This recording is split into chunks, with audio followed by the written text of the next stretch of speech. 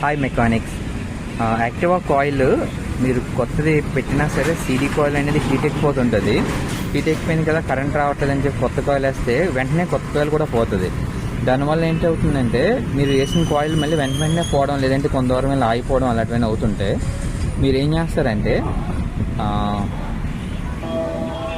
అయితే యాక్టివా కాయిల్ని పదే వేసి పోగొట్టుకుని ఇబ్బంది పడే కంటే ఇది 4 వైర్స్తో రన్ అయిపోతుంది. ఇది యాక్చువల్లీ సూపర్ స్ప్లెండర్ కాయిల్ తీసుకొని మీరు ఇది చూడండి. ఇది వైట్ కలర్ వైర్ ఉంది కదా, ఇది గ్రీన్ కలర్, ఇది రెండు న్యూట్రల్ అనమాట. గ్రీను దీనికి సెల్ఫ్ అవ్వాలంటే రెండు మిక్స్ చేసేస్తే మీరు డైరెక్ట్గా ఈ మోడల్ దానికైతే ఈ కాయిల్ ఎగ్జాక్ట్గా సూట్ అయిపోద్ది.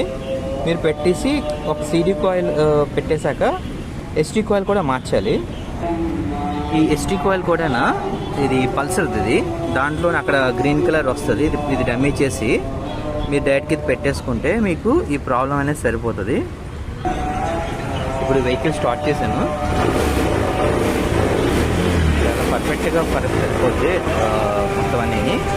కాయిల్ కూడా ఇది ఎగ్జాక్ట్గా పెట్టుకుంటే సరిపోతుంది. ఇంకా కంప్లైంట్ అనేది రిపీట్ అవ్వకుండా ఉంటుంది.